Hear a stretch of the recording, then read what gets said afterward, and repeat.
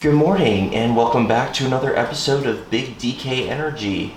I'm your host, DK, or Danny Krenter as my friends call me, and sitting across from me today is a stud of a man who is cutting his way through life as well as cutting for the gains. In addition to his physical pursuits, he is also quite a hockey fanatic and quite the entrepreneur. Without further ado, please help me in welcoming our guest for today, Mr. Brooks Jenkins. Mr. Jenkins, welcome to the show. Thanks, Danny. I appreciate it, man. Thank you for having me. That was Of a very course. kind intro. I try, man. I try to hype you up as much as I can in the intro because you know what, you deserve it, man. Thanks, man. I appreciate it. It's nice to feel recognized. Of course.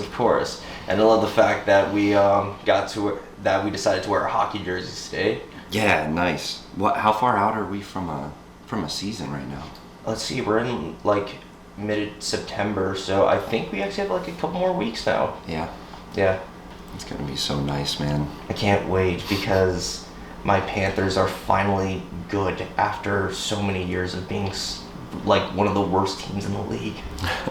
I'm happy for you guys, man. My most last year when I had a roommate, Tom, he was the biggest Panthers fan, so I got to watch a lot of your hockey opposed to just watching my Avalanche play the whole time. So it was nice to watch a little bit of Panthers hockey as well, so I got to know some of your guys. Colorado's already really stacked, especially with one of the best players, Nathan McKinnon, in there. So, you know, the Avalanche are at least known.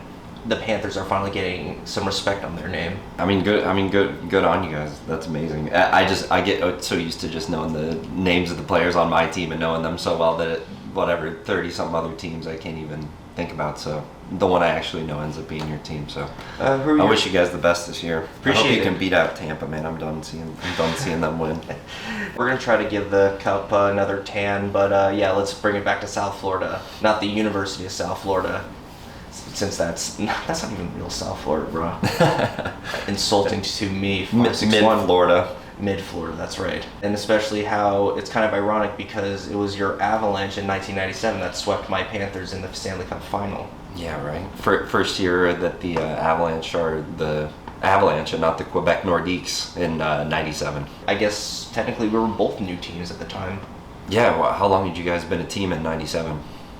Like 3 years. Oh, okay. So fresh. Very fresh. Nice. Like Vegas Knights fresh. Cool. Like, going like straight. Vegas Knights fresh. Yeah, except we didn't get to pick the best of every team. Yeah, I was going to say, I could do without those guys. Yeah, exactly. But wait, is Reeves on the Knights anymore? I thought, or was he just traded?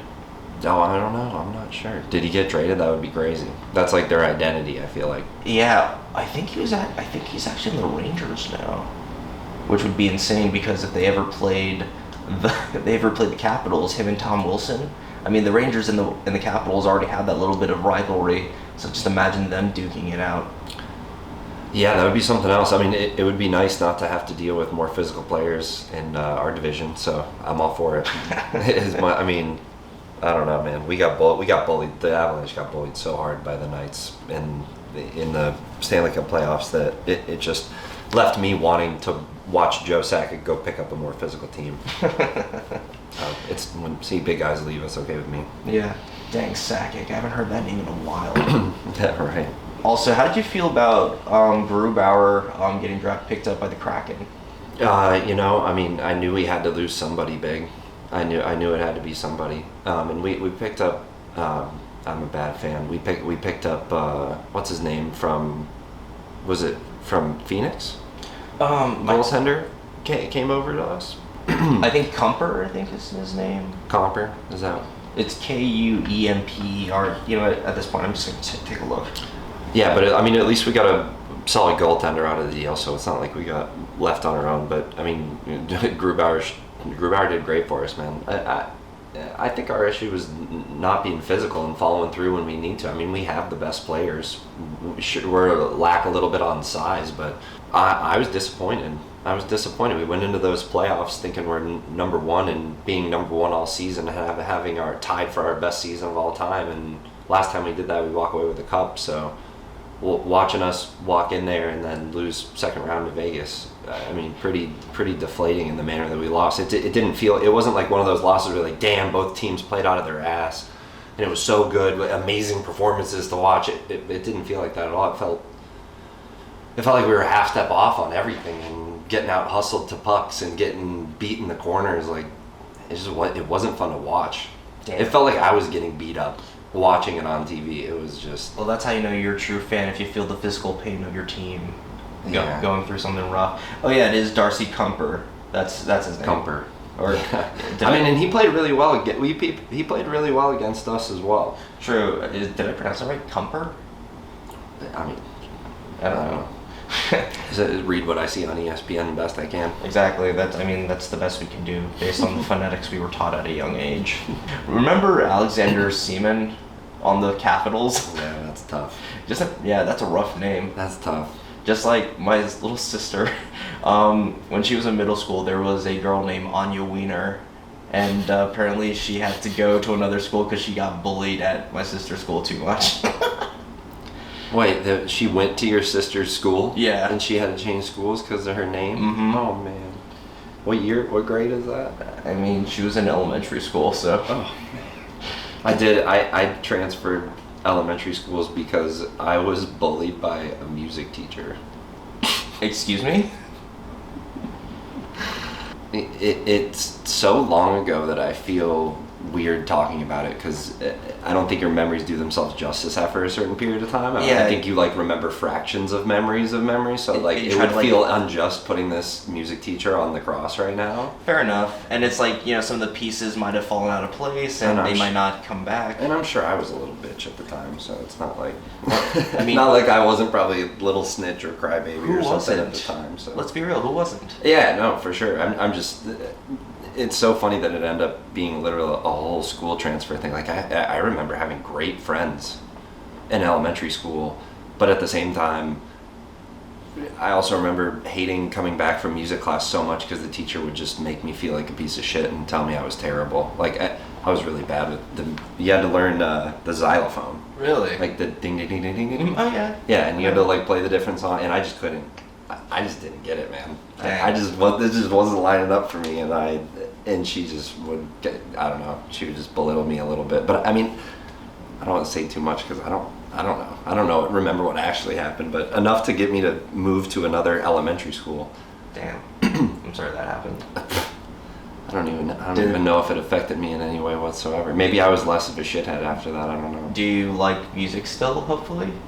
Yeah, I like music, but I don't play any of it. I mean, gotta say I have zero natural aptitude for, the biggest musical bone in my body is probably me on medium or hard mode on Guitar Hero.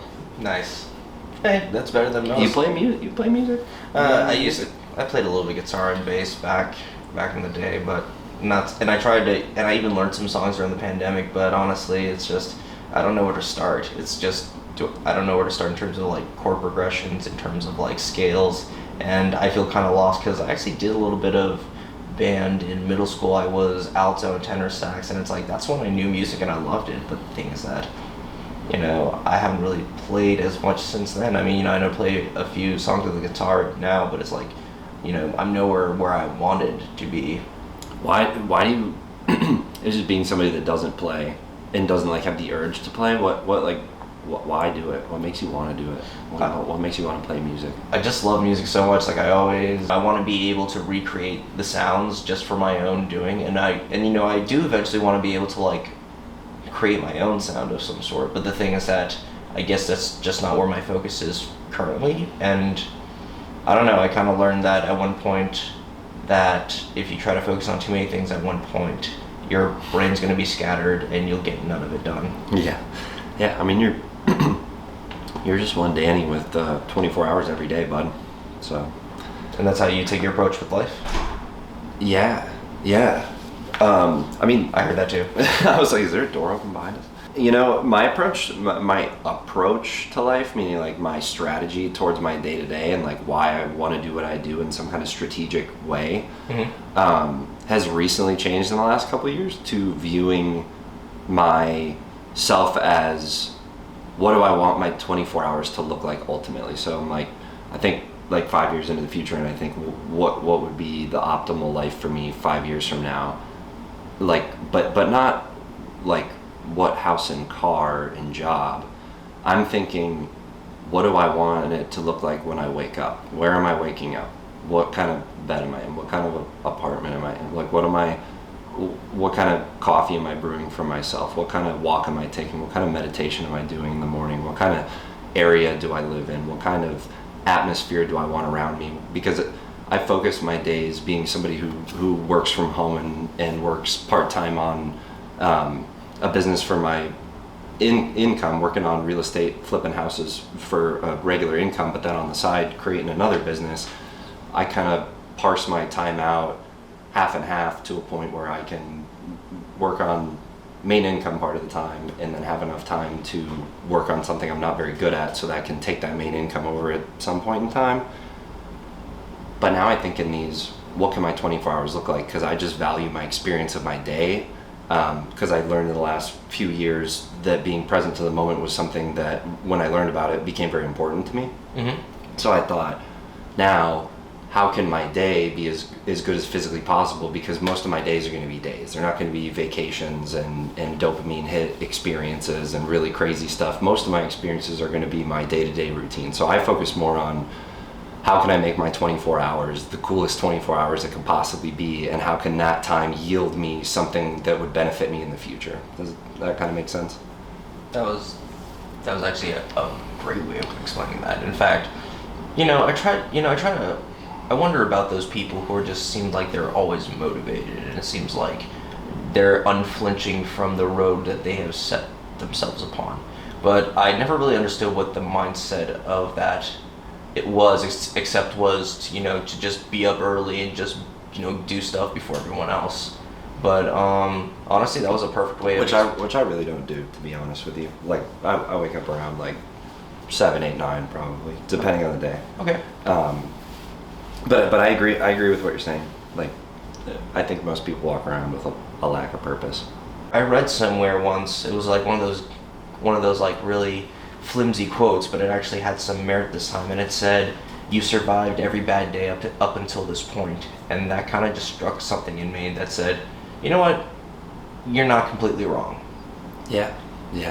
I like that, man. I think you have you and me and everybody has a lot more choice in how they feel on a day-to-day basis, because of how they choose to perceive the world, the frame that they give the world, the perspective that they look at the world through, their lens that they choose to see the world through. Mm-hmm. I think we have a lot of choice in that. I've seen a lot of evidence. I mean, I'm only 29, but I've seen quite a bit of evidence since I've been here that you have a lot of choice over what motivates you and what your perspective is on the world. Like, I'm born in the United States, in the richest country in the world, to a family in a middle income household. I couldn't be luckier. I'm above 6 foot white male in the United States. Like, you couldn't be gifted something. Like, I didn't do anything to deserve this. I don't know about the push-ups that happened in my last life that I did to earn this life like this. I don't know how any of that works. I don't claim to know I know how any of that works. Yeah, it's just random probability.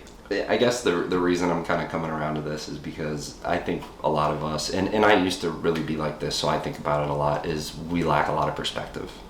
And I think perspective is a big key for happiness. Perspective to happiness. And the reason I say perspective to happiness is where you believe you are, like what you deserve and what you see around you, I think ultimately determines you deciding how happy you allow yourself to be. So for an example, using perspective, I like to read books about the Holocaust. Okay. Or I like to, recently there was a great podcast, Joe Rogan came out and interviewed a young woman who had escaped from North Korea. I saw that. Did you get to see that? Oh, absolutely. 3 hours of just madness. I mean, I had no clue about the genocide and mass starvation. I couldn't finish it. I cried 3 different times during that podcast, listening to the just horrific stories of children and mothers and family members and people being forced to Yeah, I mean, just the worst things you could imagine. I couldn't even imagine that some of those things would happen. When she spoke about the guy whose guts was hanging out, but all he was worried about was, how hungry he was. It's just like, yeah, and she said she felt nothing, right? Mm-hmm. She felt bad later because she felt nothing at the time because she didn't know what like love was, and she didn't know what sympathy. She's like survival mode. She was talked about how they just turned into robot people. Like, I mean, it sounds fucked up, but I make sure to keep myself in check by checking up on that kind of material on a regular basis. And I used to think it was really morbid. I hate scary movies. I won't watch murder documentaries. I won't spend time I don't watch scary. I might watch a scary movie once or twice a year just to scare myself, sure, but I won't watch a Chainsaw Massacre, or I won't watch a Human Centipede, all that gory shit. I don't need that in my head. Like, I don't my ideas, I don't want that. It's fantasy. Yeah, I don't need extra like negative things around my head. So, but I look for this, and this goes back to perspective and happiness. I use it as a tool, as perspective, and I think a lot of those people, I mean, maybe this is overstepping, but I believe a lot of people in those who experienced the Holocaust, or who experienced the North Korea, or experienced a horrible situation, I would assume that those people would want us to remember the things that they went through and use them as fuel to create a better today. So I try really hard to think in that place and honor them in their sacrifice and the horrible shit they had to view. And I think about myself when I wake up in the morning in my air-conditioned apartment that I'm not afraid is going to get broken into, and I'm not afraid somebody's going to come through my door and kick my dog and beat me up and take my kids, or like our problems are so fucking simple, man. If you even live in the soil of the United States, man, we're so spoiled. We have no clue. But anyways, the point is perspective. I'm as happy as I'm able to gain perspective on my life, and at the same time, I mean, there's still a lot to that, but I think it's a really good tool that I think a lot more people could use. And the people who I know who are the happiest people are the people who regularly remind themselves of some kind of perspective to say, you know what, you got it pretty damn good, and it's pretty nice to be here, you know? Absolutely. And wow. Yeah, sorry, I went down the rabbit hole with that one. No, listen, I like having rabbit hole guests on my podcast because that was just a full stream of consciousness that made total sense. And I 100% agree with everything you said because, as a Jew, I've done my own research on the Holocaust. And, actually, one time when I went to South Korea, I went to this one observation post with my cousins, my sister, and my uncle. And we were standing on the South Korean side, but I took a picture, and right behind me was North Korea. And so they had like observation towers that you could look out onto the fields, and they don't even do that anymore, right? No, I just saw some people farming, and it was just so surreal. And I'm pretty sure I think it's called a Potemkin village because so if you're not familiar with what a Potemkin village is, it is something in history that I forgot which Russian king, I don't know if it was Potemkin, or I don't even know what it's called, but anyway, it was a fake village that was set up to have people go through to see how great everything was. And then as soon as the people left, they tore it all down. And so apparently they created one at the border of North Korea just to show, hey, we're not as backwards as you think we are, and it was a front.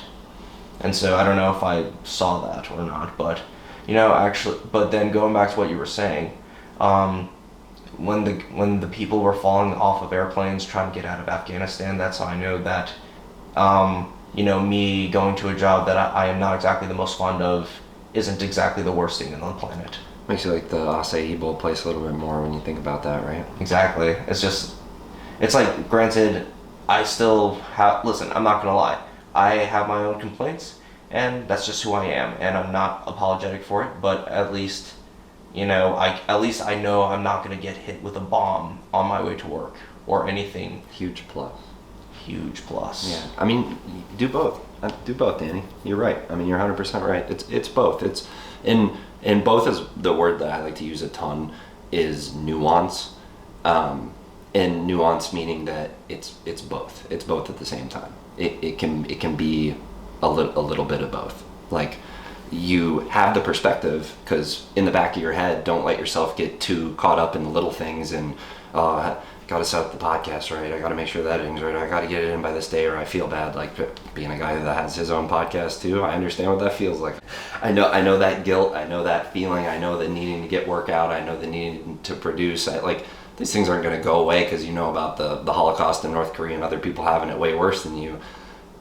Just use it as a tool in the back of your head on the mornings you get out of bed and you're like, I don't want to do this. Fucking bed's so nice and warm and everything else is cold. And use it then. When still get shit done. Still be hard on yourself and go get stuff done, and then be like, oh, okay, this is.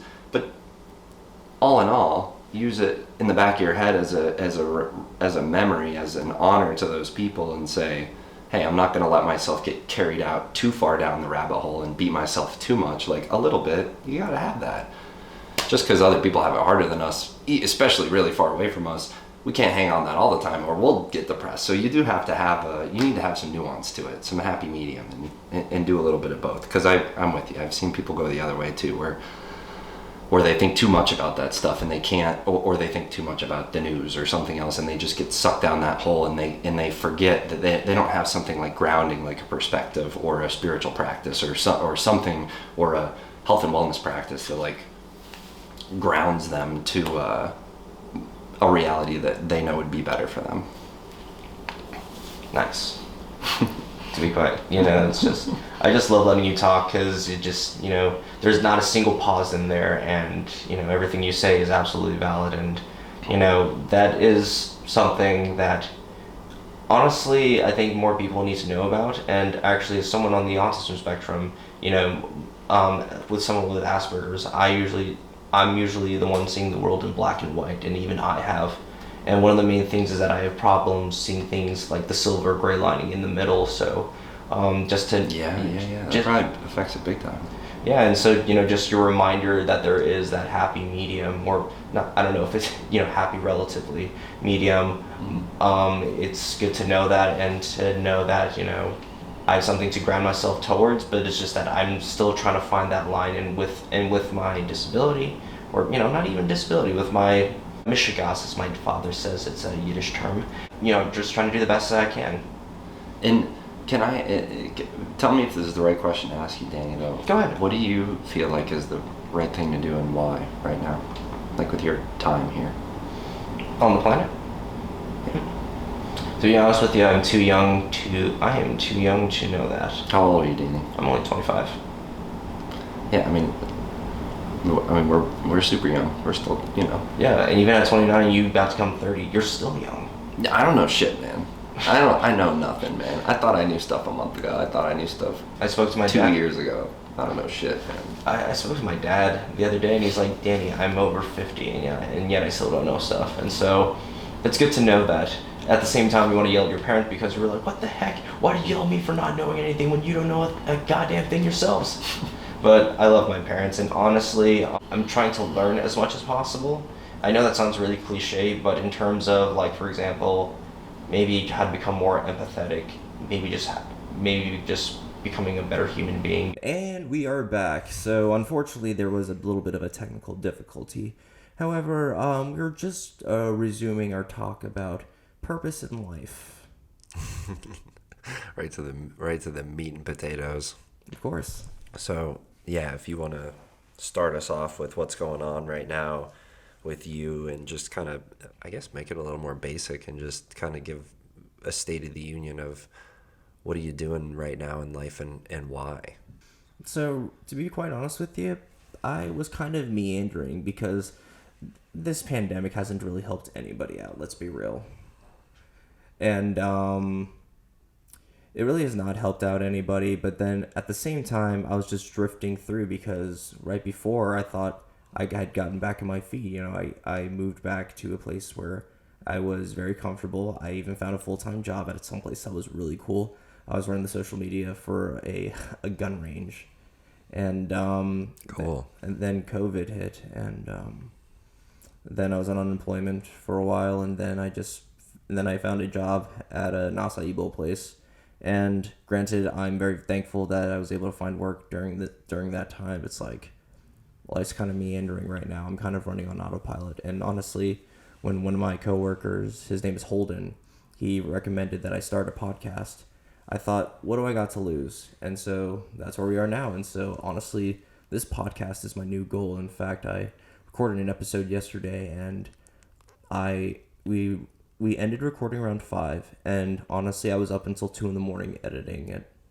Cool. And I'm that's, almost done. That's great. So you must be some kind of motivated. Yeah. That sounds like work. Okay. Yeah, I think that's a way of putting it. Well, I mean, you tell me. Why did you do it? Why did you stay up till 2? You could have gone to bed at 10 and watched TV and then woke up late. You didn't have to do that, right?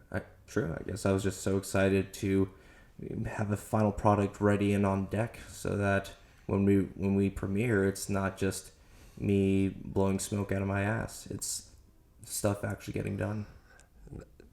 Man, that's awesome, man. I think people sleep on that. I think that's the lifeblood of everything that's good, that's produced. Like, Drake said it good. I'm such a big Drake fan. I feel like he's just the story, the voice of the young come up, man. As cheesy and mainstream as it is, I can't get enough of it. But he said a line in one of his recent songs. He said people need some content. People need some content, man. What are people looking at all day with their social media addictions? They're looking at content, and I think that the majority of us, even myself, like being somebody that has a podcast and makes content, I get lost in the fact that I'm the consumer most of the time. Like I'm scrolling through my IG feed. I mean, I'm probably consuming in hundreds and hundreds, if not thousands, of pieces of content a day. And how many am I producing? Like maybe 3 a day, maybe 2 a day. And I'm consuming, that's like a 3 to 1,000 ratio. Like, that's absurd. When I sat down and thought about that, I was like, I am producing so much less than I'm consuming. And that kind of struck me in a way that I was like, oh my gosh, I am just a consumer, not a producer. And I know the people who are the most successful and the people who seem the happiest seem to be the people whose content I'm looking at, which is so funny, meaning I'm only looking at producers, yet I am a consumer. And I think my subconscious thinks I'm the same as them, and it's okay with looking at them without producing anything myself. And I'm finally, within the last few years, starting to wake up and start to produce myself. And it kind of seems like that's what you're going through right now. Is you're like, you know what, I've been consuming for a long time, and now it looks like it's time for Danny to produce and put something out there. And I think you don't need to have a huge purpose with this podcast. You don't need to go save the world with this podcast. I think it's amazing that you're doing something, that you're putting effort towards something consistently, and you're excited enough to stay up until 2 editing it. Lean into that, brother. Lean into that. But what a gift. So many people have the issue where they have a hard time, because I know, man, I went through this banging my head on the wall for so long, wondering where purpose was and when purpose was going to find me, and where's my purpose at? Why do I not have an exact direction and a definition? I want something to go achieve. I don't know. It just felt so carnal and human that I needed that thing. And I'm not saying I know a lot. I'm 29. I don't know very much. But what I've observed from people who actually go and get what they want, those people just live a lot more on purpose life, where they're inspired and moving in a direction without needing to be told where to go. And a lot of times that just takes fire aim ready. Have you ever heard that term, fire aim ready? I worked at a gun range, man. There, okay, so you get it. But what does fire aim ready mean to you? Fire aim ready. Because that's not that's out of order, right? Yeah. How should it be? Aim, ready, aim, fire. Right. So when we're doing that, what is it? Why is it a saying in the first place? Why is it backwards, and what does that mean? I feel like this is my interpretation of it, or so feel free to correct me if I'm wrong, but how I see why you would do the last thing first is because you need to at least know where your end game is, so you can start the roadmap to it. Yeah. I mean that's a good way to put it. I believe it's just starting for start's sake, so you will actually fucking start. Correct. Right? So for momentum's sake, get the snowball rolling down the hill, so it'll just be rolling because you don't know where it's going at first. Don't expect to know where it's going. I think that's the great delusion, is people expect this knowledge of exact purpose. I'm I'm a professional at the thing that I'm best at after 11 years of doing it every single day in in what I love doing. And What is it I that you love doing?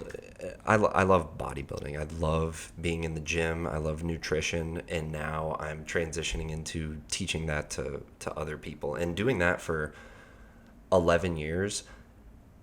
My first 1, 2, 3, 4, 5, there wasn't like some crazy purpose. It was something spurred by pain, and I just did my best, and I was down to fuck it up for a long time. And I think a lot of us are afraid to fuck it up for a long time, and therefore we don't start. So I think it's just beautiful that you're just starting, because this will mold into something. You're going to get better at it. You're going to get better mics. You're going to get a more in charge voice. You're going to get a funnier bandana. Shit is going to evolve. You're going to become a new Danny Kaye the further you get into this, and it's going to turn into something, I bet, if you can keep up and continue to be okay with the ambiguity of not knowing what it's going to turn into, but you can still stay consistent. I don't know about you, man. It sounds like you read a decent amount of books. The books that I read where the people win are the people who keep doing that stuff even though they don't know exactly where it's going. So you don't you can have a rough end goal, and I think long-term goals are very important. Mm-hmm. But I think starting is more important, and I think staying consistent is more important. And then once you get those down, I think that long-term goal is a great idea. Well, thank you. And so, honestly, if I'm being very honest with myself, consistency has always been one of my main problems, mainly at the gym. See, I would go with like a weird spurt where I would like go fully hard and get and be and look amazing, and I'm just like, wow, I'm on top of the world, and then I just stop. And then I know that you honestly you're one of the most motivated individuals I know. Thank you. Hands down. But and so that being said, to someone who needs a little kick in the butt about motivation, what do you got to say to them? Oh man.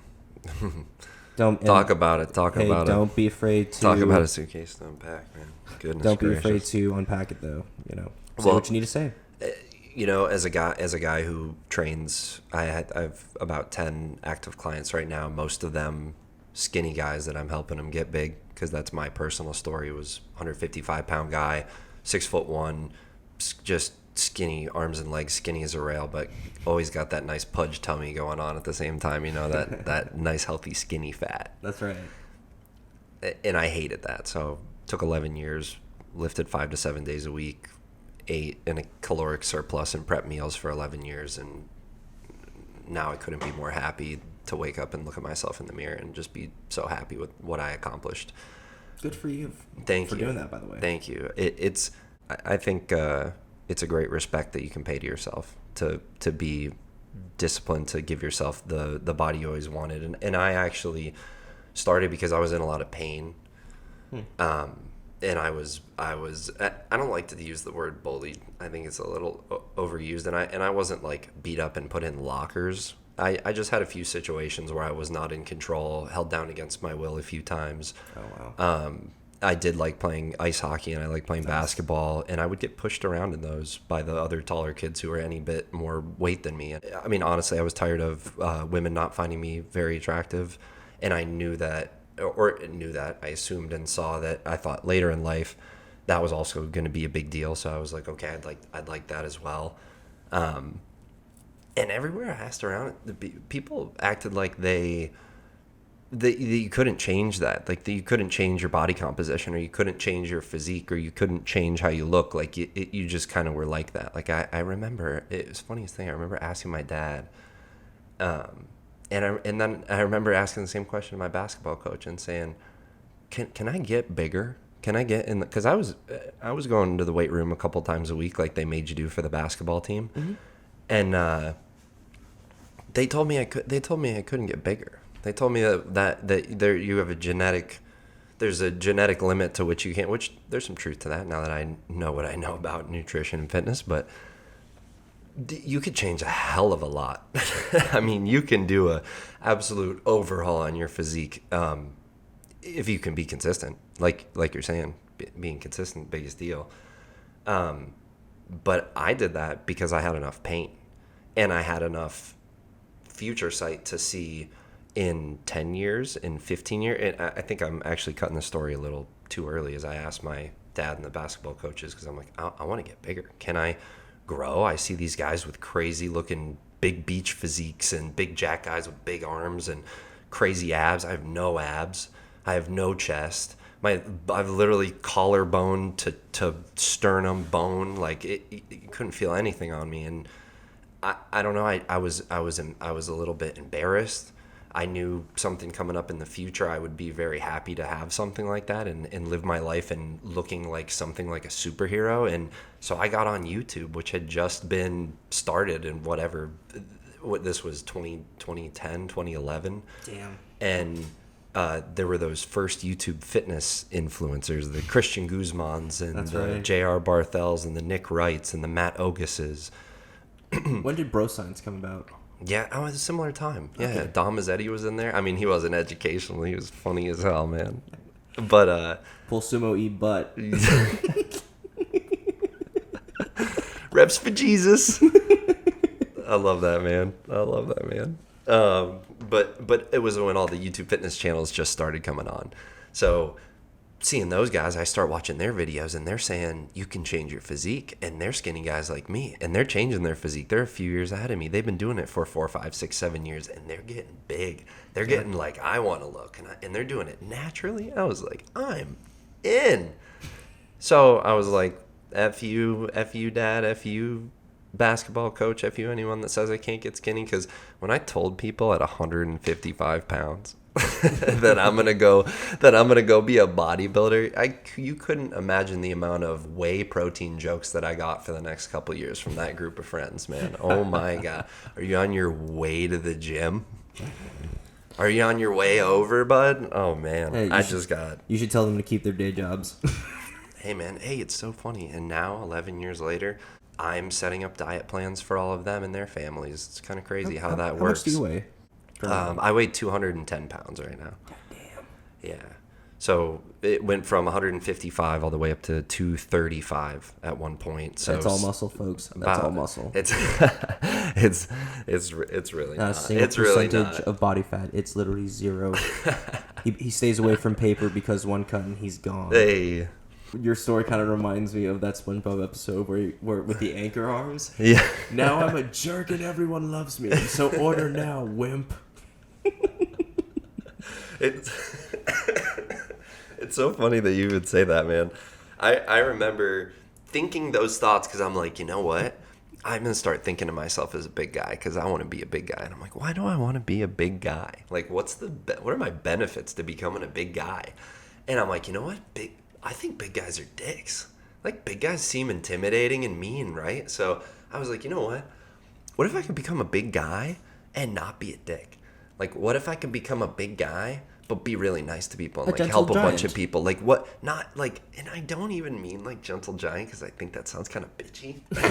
Like, I want to be a bad motherfucker. Danny, I want to be both, bro. I want to be a bad motherfucker. I want to be big as shit. I want to be fucking jacked and lean. I want to be and that makes me feel in charge. It makes me feel attractive. It makes me feel like I can do what the fuck I want to do because I decided I could do it. And this temple that I built that is like myself is now healthier because of it, more powerful in whatever situation I need to have, God forbid, which I would never look forward to. I really don't want anything like that to happen. I don't look out for I don't try to be in any kind of conflict whatsoever. Absolutely. But I would take care of it if that were to happen in any instance, and I would feel confident doing so because I did the homework. You know, you're as confident as your preparation, and when your preparation's your confidence of packing on lean tissue over years and years and years, the confidence, like the crazy confidence, actually comes from the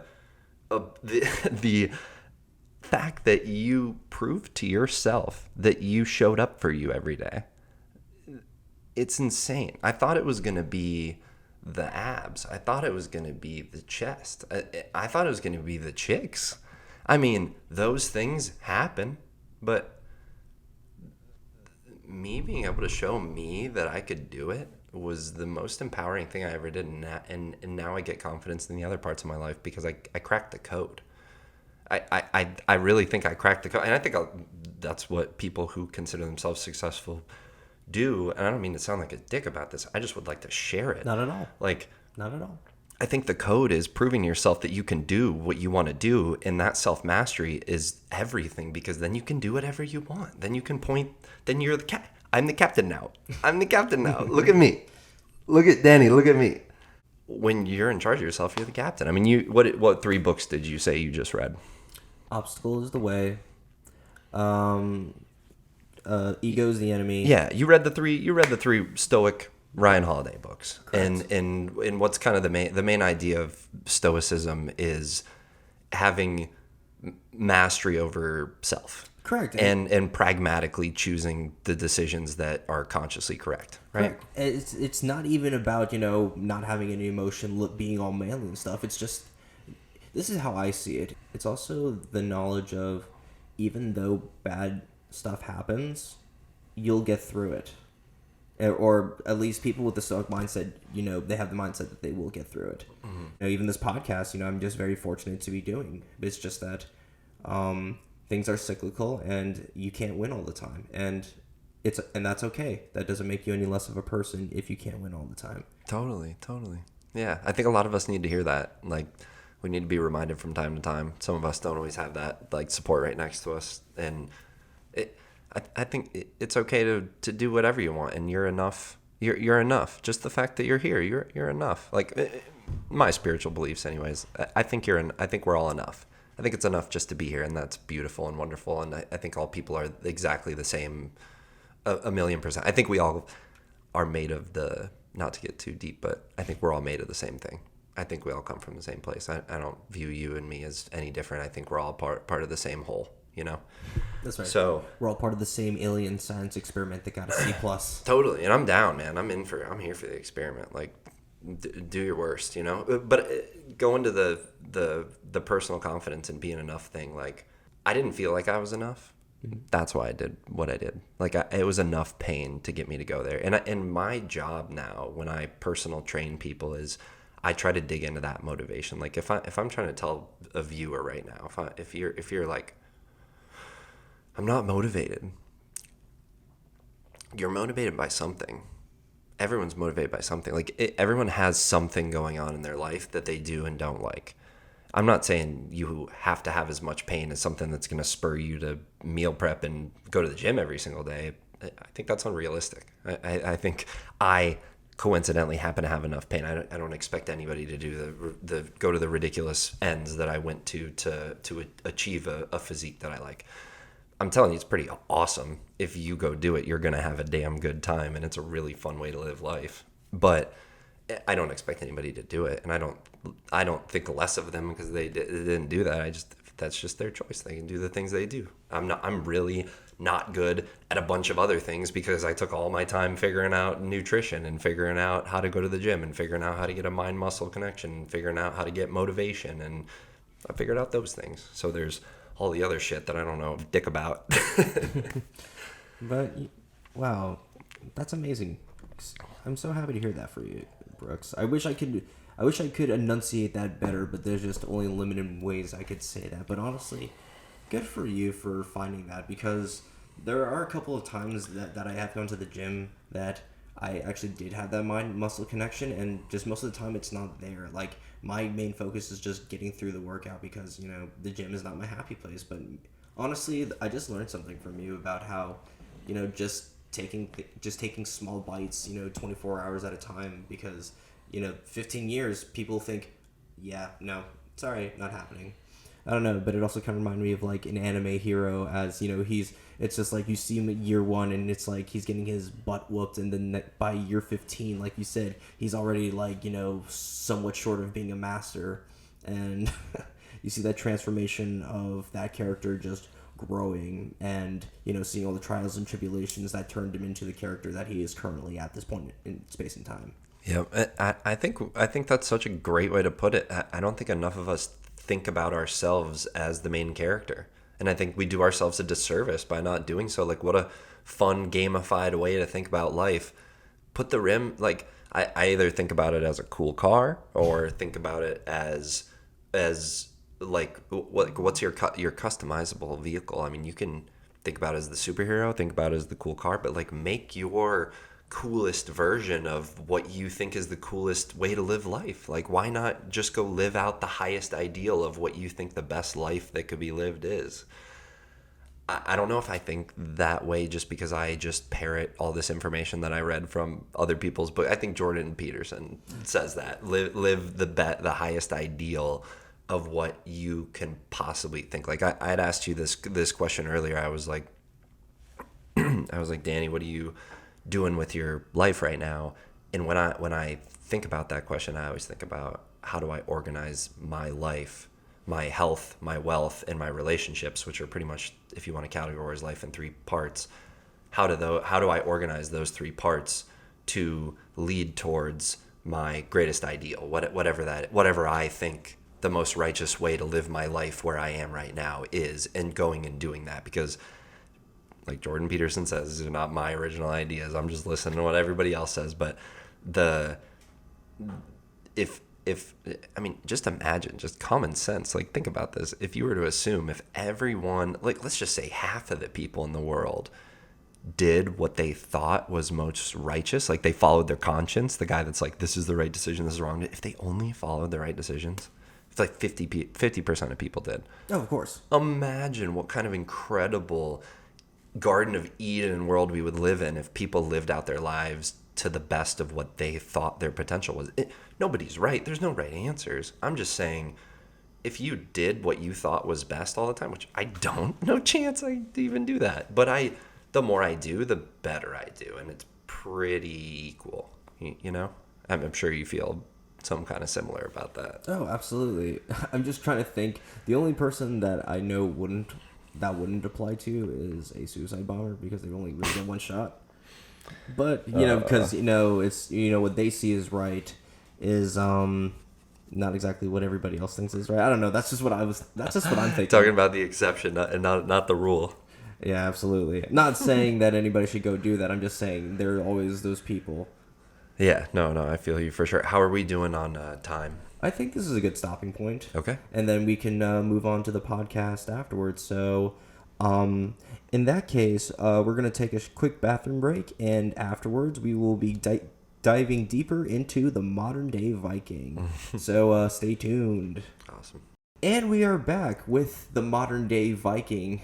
I don't know if you can actually see his. If you're just listening to this man has the top knot of Ragnar Lothbrok and the beard of Odin. I forgot his last name. I think he has one, but I think it's Jones. Odin Jones. You're wrong. It's Smith. That's Odin Smith. Speaking of all the Viking stuff, he is also Scandinavian origin, or at least that's what you told me, correct? Yeah, man. Yeah. Yep. Got Scandinavian, Welsh, Irish, and German, man. I'm just the paste of the paste on the paste. My dad's a redheaded Jew from New York, so I also tan horribly. So you're saying you're naturally funny then? Funny looking, I'd say. So now we've come into a very fun part of the Big DK Energy podcast, the question round. So, are you ready, Mr. Jenkins? Yeah, man. So this morning, I have created 10 questions specifically for you, based on what I know about you. And, folks, you're going to get some laughs out of this, and you're going to love him. So, in that case, let's start with the question round. All right, so, first question, Mr. Jenkins. You're creating an NHL All-Star team to save Earth from hockey-playing aliens. Pick your starting 6 that you are confident will save the Earth. Oh, man. Well, this is just going to be a testament to how much of a homer I am. And can I pick them from any time period, or they have to be playing in their prime right now? Not saying you need Wayne Gretzky on your team, but I'm saying if you had him on your team, that's definitely a doable option. So pull from anybody. Okay. Anytime. I'm gonna go. Goaltender is Oh, whoops. Yeah, Patrick Roy. this guy here. Did I unplug anything? Nope, you're good. Is my boy Patrick Waugh. Obviously in net, I'm gonna have Joe Sakic at the point. I'm gonna have Nathan McKinnon on a wing. I'm gonna have Ray Bork Nice. on defense, and then on other side of defense, we're gonna stick in young Cale Makar. Nice. And then You only said 2 forwards and a goalie and 2 defensemen. So who's your last? yeah, I need to put in one more forward, and I'm gonna have to go with Peter Forsberg, Peter the Great. Oh, how can you I'm not? gonna have to throw him in there. Is I that- think that would be the line of dreams. Especially if he was, just imagine like that part of the movie where he like does the Forsberg and then wins it all. Oh, that'd be awesome, man. That is right. Earth is saved. I think he's Swedish, but anyway. He is, yes. Swede. Nice. Swede. So number 2, if you could meal prep anything, assume everything is healthy, including pizza and ice cream, what would you do? Donuts. Donuts? No question. I knew where you're going. I knew it from the answer was in my brain last night when I was eating donuts. I can't. I have a problem. I mean, I do meal prep. I do. I eat 5 to 6 meal prepped meals that I prep 4 to 5 days ahead of time every day. That's all your story is, so I'm not surprised. Yeah, man. And it's the reason it is that is it's, I don't want to go back into it too hard, but it's just the consistency, man. People think it's like something sexy. There's nothing sexy about making food and then making food and then making food. But I want to eat donuts, bro. If I could eat any meal prep meal all the time and it was good for me, I would just have different kinds of donuts all the time. Like I'd Smoking Donuts in Orlando. Shout out Smoking Donuts. You will sponsor me eventually. But I eat their donuts all the time, so that would probably be my number one. If you're ever by UCF, Valkyrie Donuts is really great. Yeah, I actually haven't had it, so I hear good things. It's dank. It's danker than what's inside Wiz Khalifa's pot jar. So, number 3. Walk us through an ideal day in the life of Brooks Jenkins. Oh, man. Well, literally up to the nth degree. What's the weather like? Where are you? am I like telling you the best day of my life leisure-wise, or am I telling you like an optimal like work day? Like what am I? Because these are super different days. You know what? Screw it. Let's do both. You're starting with your leisure day. What does an ideal leisure day look like for Brooks Jenkins?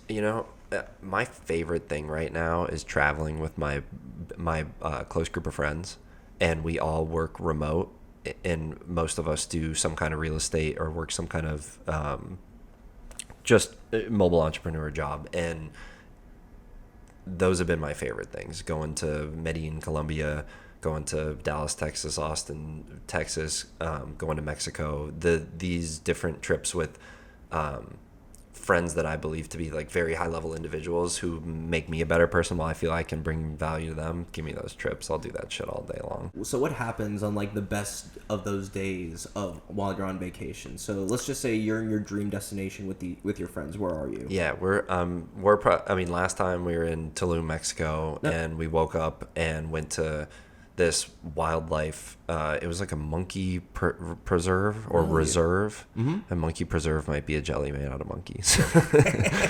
But there is a place where they kept monkeys safe, and they had a 4-wheeling experience to a cave diving in water in caves, and it was like completely dark. It was the scariest shit I've isn't ever that called done. Splunking? Yeah, but not with scuba tanks, just with snorkeling, just with snorkeling stuff. Yeah, screw that. So we were like diving under the stalactites and stalagmites and going up underneath underwater holes. It was the scariest shit I've done in my life, and it's like pitch black in there.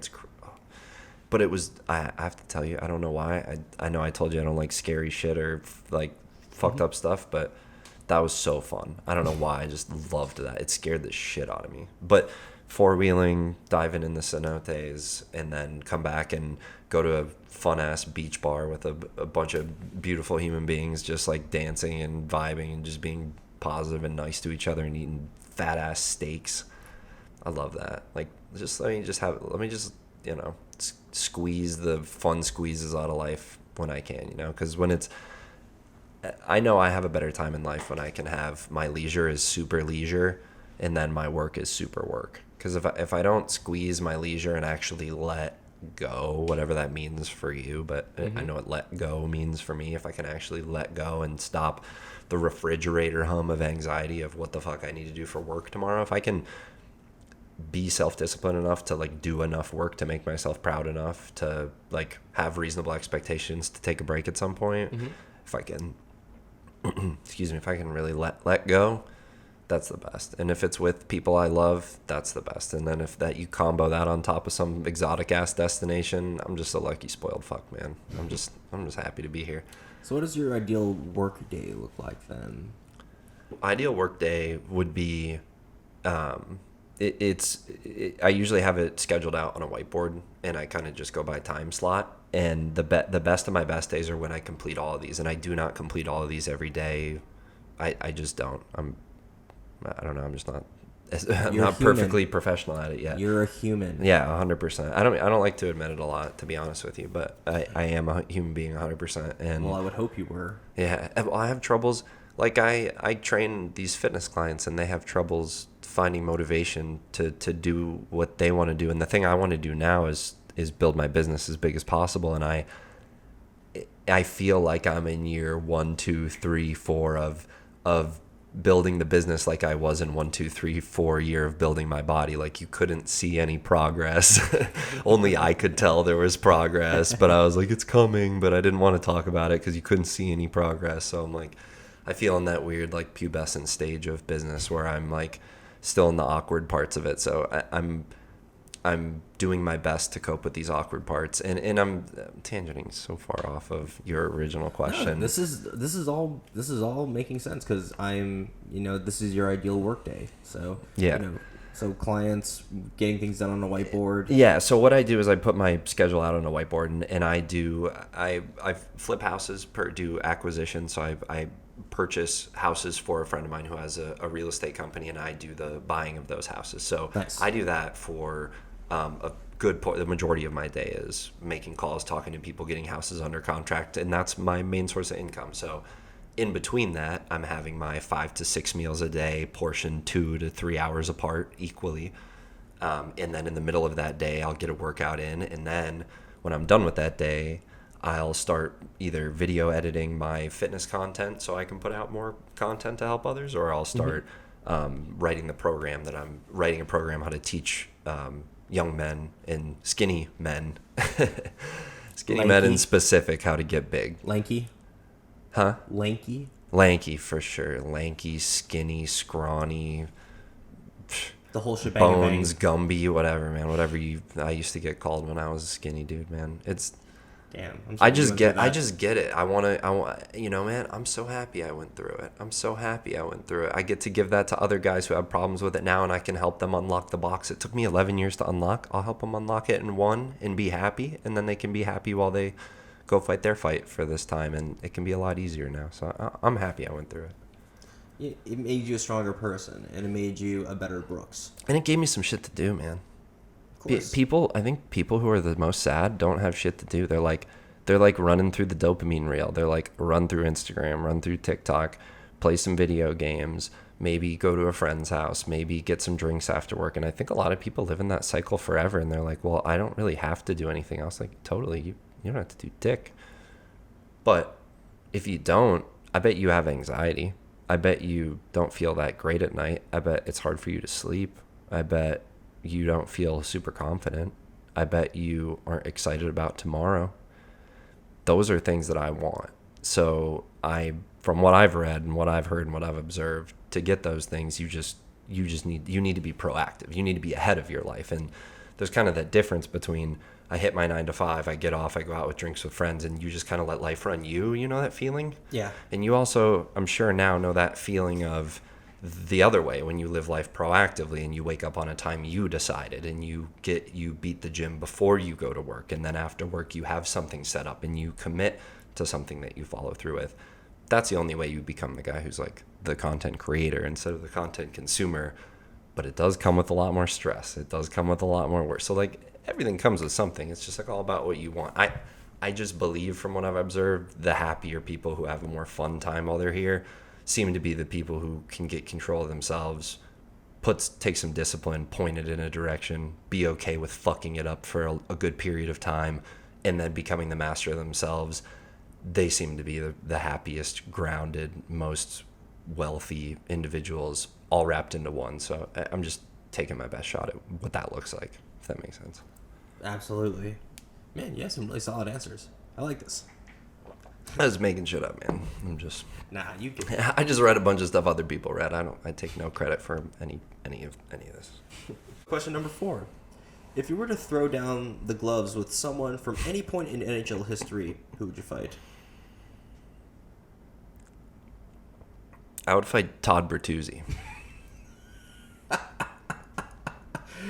Oh, and also he was a Red Wing. That's right, he was a Red Wing, so that doesn't really help with you being an Avalanche fan. Yeah, I don't like him on many levels. I mean, for those of you who don't know hockey or know who Todd Bertuzzi is, there was a Colorado Avalanche player who was this jersey, my favorite team. I'm from Colorado. But when I was younger, we had one of our players get a stick, literally axe chopped at his back, and sent him into paralysis and couldn't play hockey again, I believe, if I remember the story correctly.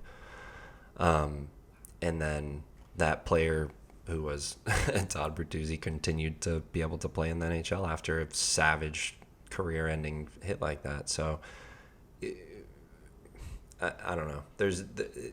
If I was going to fight somebody, I would fight him, because I have the little anger pent up from that thing, because you get to watch your boy get taken out of the game. It's pretty insane situation. Wow, so. that's horrible. And then he goes and plays for our rivals, the Red Wings, too. So it just adds salt to the wound.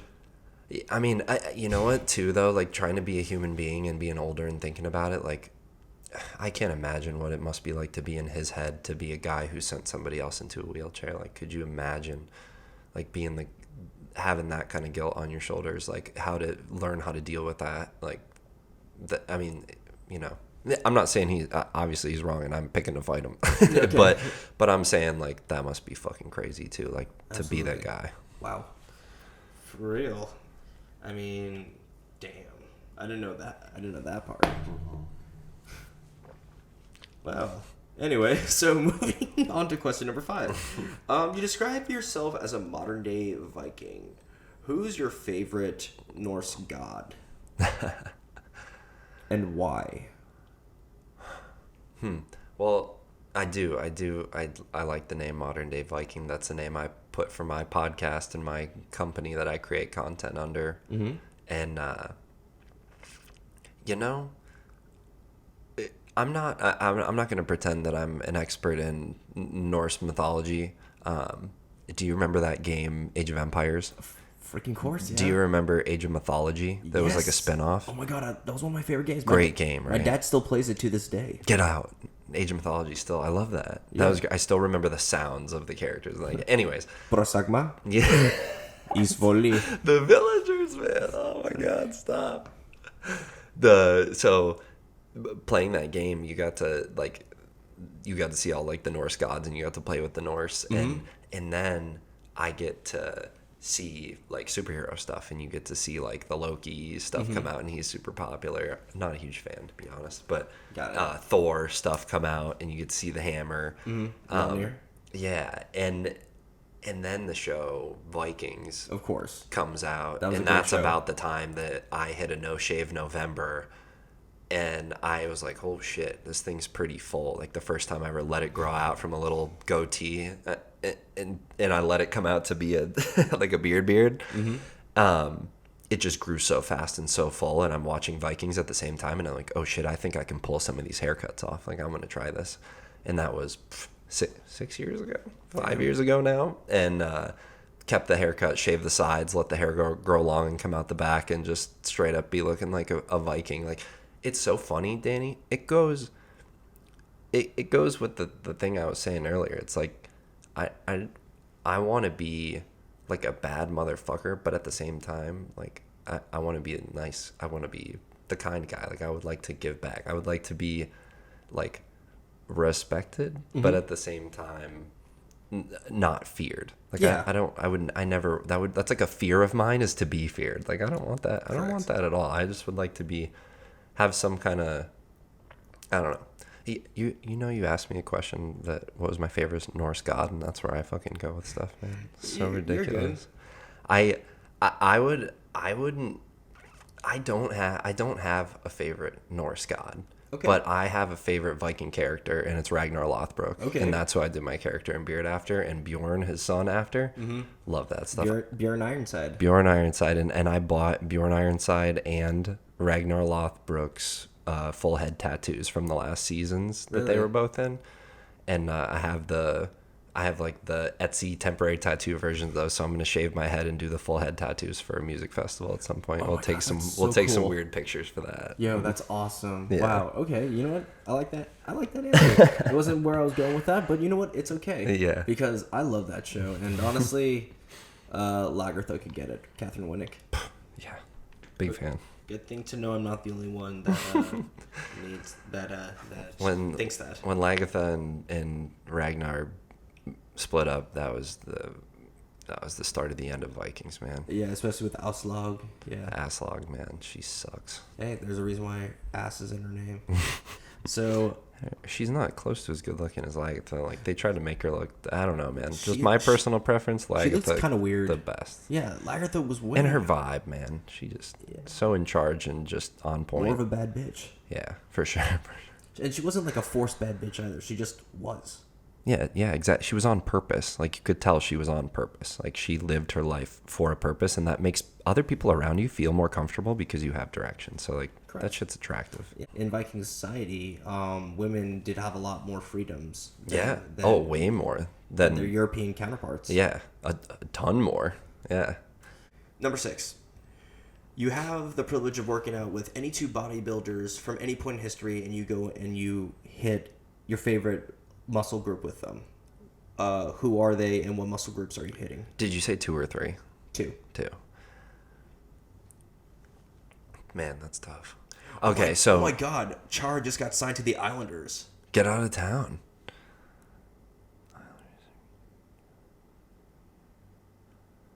Wow, nice. Yeah, sorry about that, but go ahead. No, you're good. Biggest, tallest player in the NHL. Hardest shot in the NHL. That's a huge man. Was he like 6'11", 6'10"? I think he's 6'9", but I think he's a full 7 foot on skates. Played most of his career in Boston. Yeah, exactly. All right. Anyway. If I had to fight anybody, it would be Brad Marchand. But anyway. Yo, Brad Marchand is a little shithead, man. I gotta say, he's really good at hockey. As much as I hate to admit it, he's a wizard, but he's a little shithead for sure. Yeah, absolutely. I'm sure you'd love him if he's on your team, but if you're not, you're like, fuck this guy. Yeah, absolutely. Especially if you're a Lightning fan, which I'm a Panthers fan, so it's mad. But yeah, you're two. You get to work out with any two bodybuilders. Yep. One is Joe. I believe his real name is Joe Linder, but he goes by Joe Aesthetics online. Do you know who he is? Are you aware of the bodybuilder online? Okay. So he's not a professional bodybuilder that competes, but he's a guy like me. So builds his physique to look the best it can and does Instagram stuff. So nice. He has this thing called alien gains is what he calls it, where you can stretch out your arms and it ripples your chest. You can ripple your muscles at an alarm at a crazy rate that other people aren't able to. Wow. It's just it's just some kind of genetic tick or deform or whatever it is, just some genetic outlier of a gene that he has that he's able to do this stuff. So he became very popular. But I'd like my physique to look very similar to what his looks like. So I'd like to work out with him. I have so many questions for him. And then the other?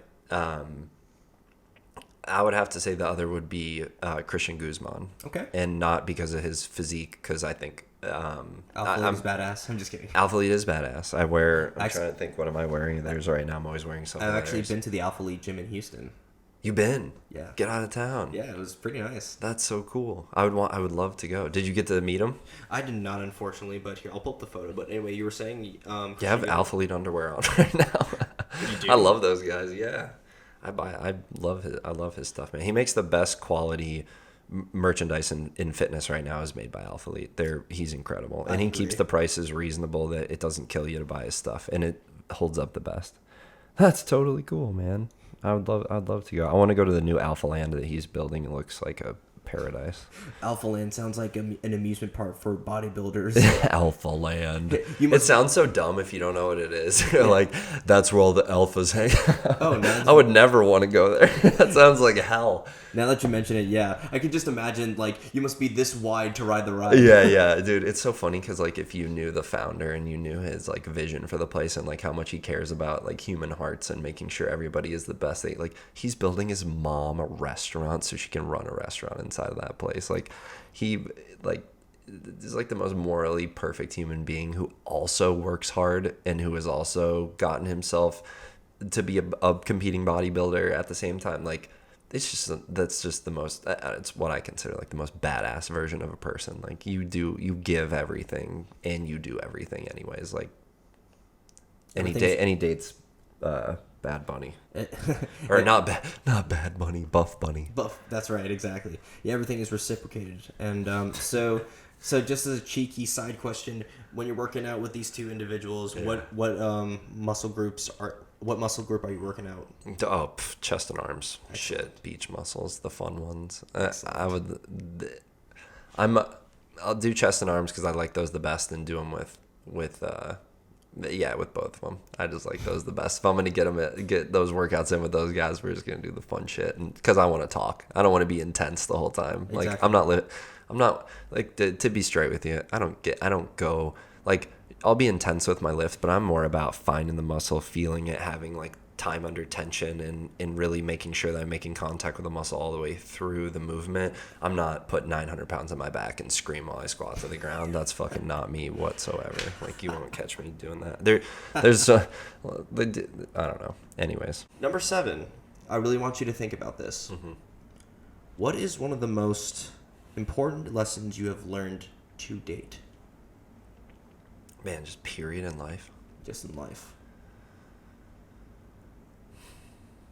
Something that's important to you. I'm trying to think of one that I've learned as of late.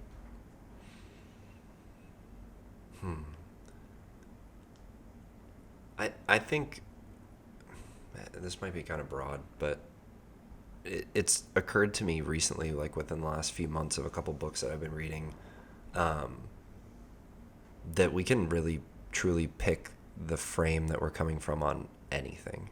And I know that's like the most broad thing ever. Not just a body frame, I'm assuming. Yeah, right. I need to be so specific. I'm talking about a frame of mind, like the lens at which you view the world through, your perspective, your point of view, like how you see the world. Because Danny went through all the experiences Danny went through that we have no clue what those were like, right?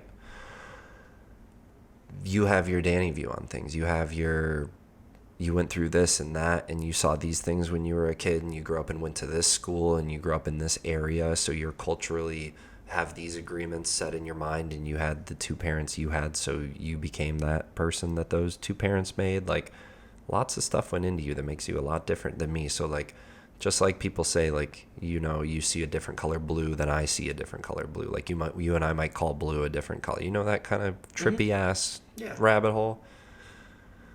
Well, recently I've just started to really understand, and I know I've heard it before, but you pick how you view the world. And I really didn't, I'm really getting more of a grasp of this every year, but it's just amazing to me that I really have all the choice in how I'm viewing what's in front of me. And like, the depth of that is unlimited. And that's the crazy part, is like, I want to pull up an example so it like means something, but your life can be anything you want it. I mean, if you live in the United States and you're free, I mean, I know there's other free places, but I'm just saying, like, if I'm talking to people in the U.S., because I'm a people in the U.S., so I can talk about that.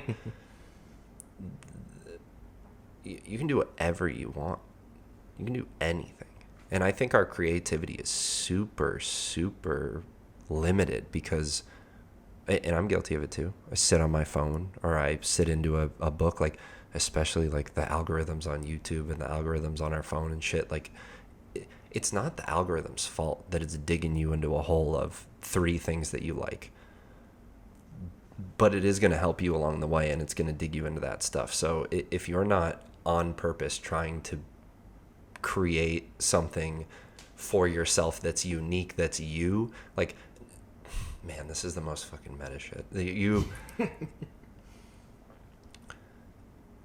We are, like, I don't think we're unique. I think we're just the regurgitated thoughts of the people we read books about, the parents we had, the people who came before us, who wrote the language. Like, we're just kind of parroting our best version of this. And I think that's what evolution is. I think we just do our best, and then the next generation does their best, and then they just keep that going as long as we can.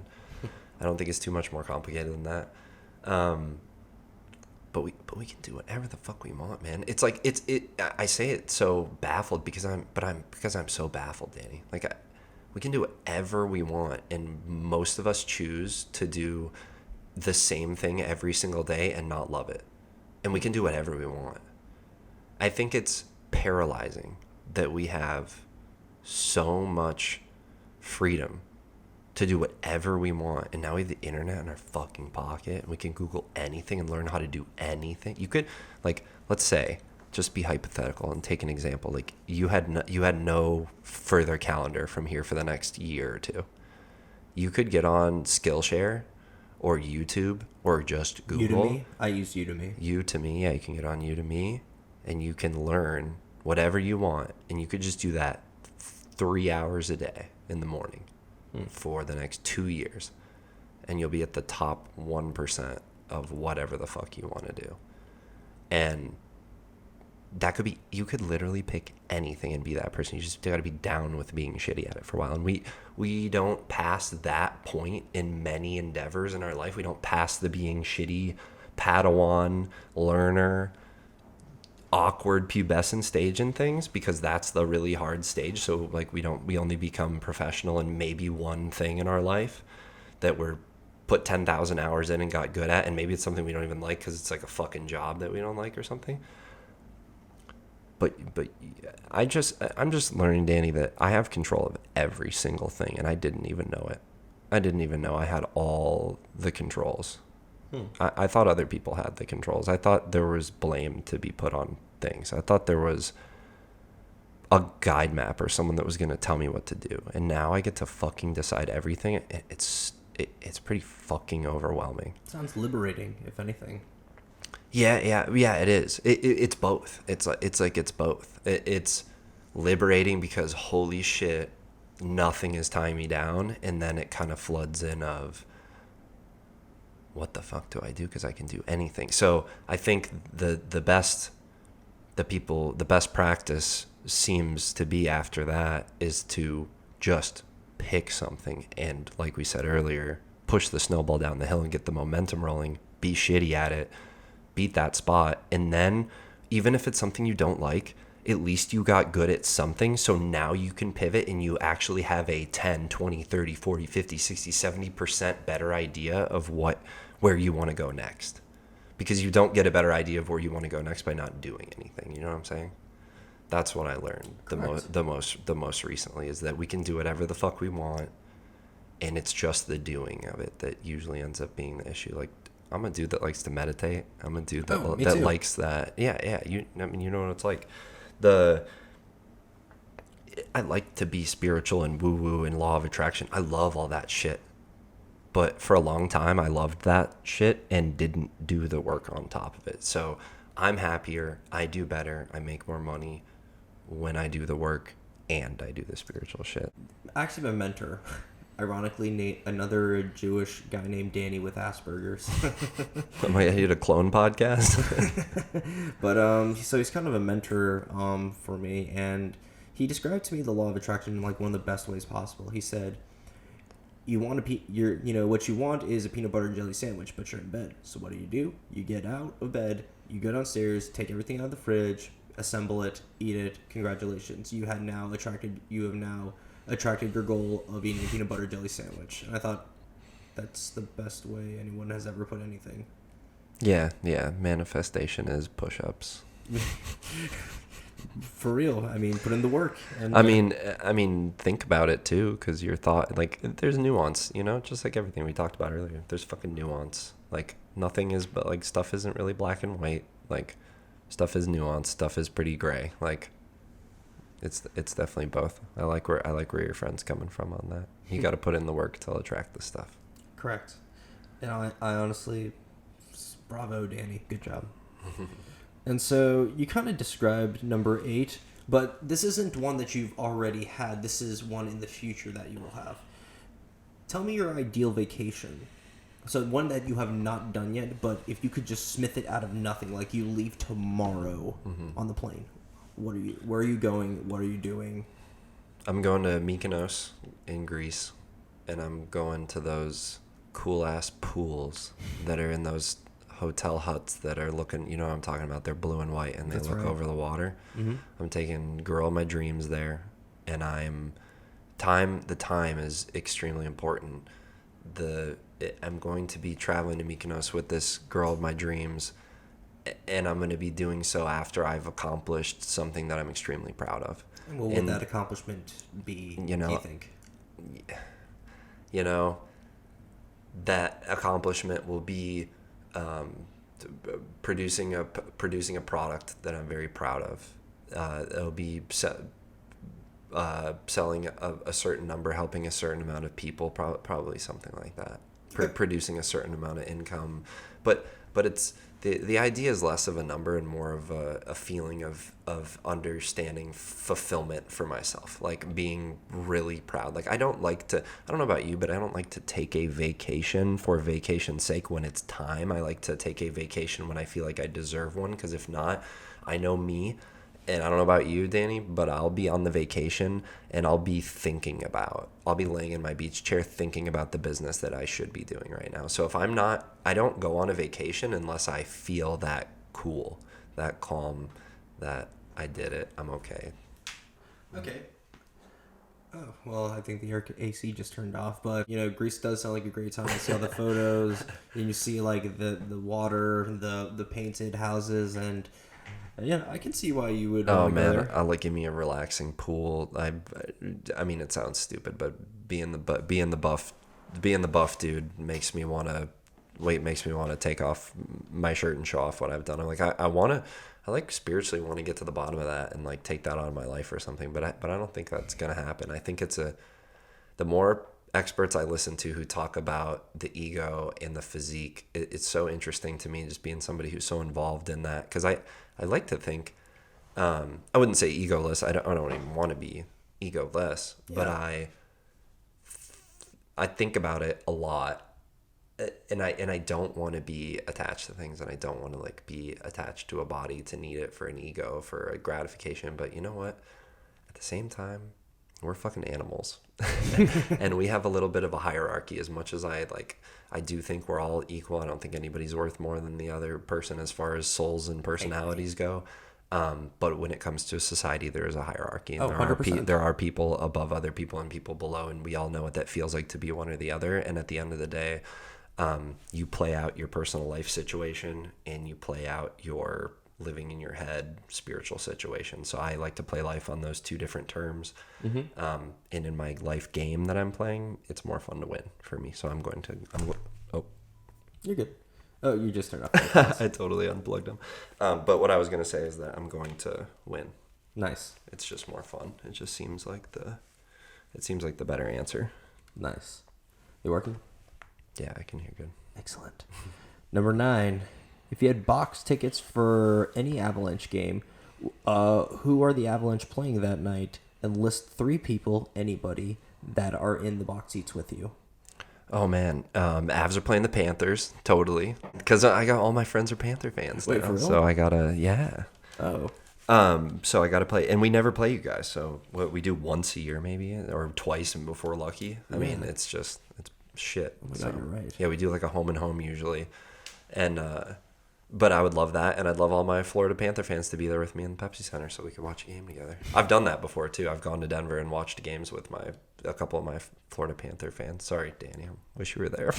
It's all right. No, you can come to this hypothetical box one, though. I appreciate it. Oh, I'd be one of the 3 people invited? Fucking A, man. Come on. All right, I appreciate you. But, wow, okay, not even... well, Nathan McKinnon would be in the game, but not even like, Alex Ovechkin. Oh, you're telling me like I'm inviting famous people into this box? You can invite any three Oh people no, bro! into this box. You're coming. Tom's coming. My roommate, who's a huge South Florida fan, and then and my dad, who just taught me hockey. We'll leave the celebrities out of this one. That was wholesome. I like that answer. I like your answer a lot. Thanks. And then last thing, number 10. I want you to think about this one. What is one thing that you genuinely enjoy that is not lifting, hockey, or doing podcast stuff, or making content? What is something else that sets Brooks Jenkins apart? Yeah, right. Something I don't talk about or do. Man, I'm always so big on focusing on like the small amount of things that you want to be really good at, because you can't be like, you got 24 hours in a day. You can be so good at a couple things, right? Mm-hmm. So I like try not to like spread myself too thin with that. But my other thing would be stand-up comedy. I love comedy. I've done stand-up 4 or 5 times, 3 or 4 times, and I've done improv as well. And taken improv classes and performed improv in front of crowds and public speaking. I really love public speaking as well. I get that kind of is the podcast too, but I love that kind of stuff. That it freaks me out and it's scary, and I haven't done a lot of it, but I also love watching it. I was watching stand up when I was eating breakfast before I came over here this morning.